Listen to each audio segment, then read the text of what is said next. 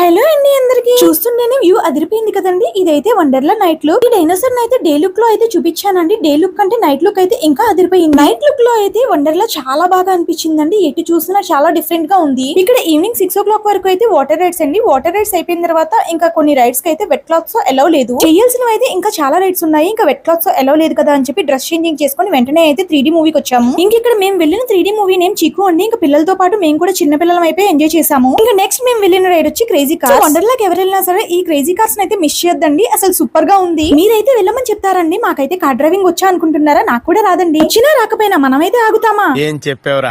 ఇంకా మేమైతే వెళ్ళి ట్రై చేసేసాము.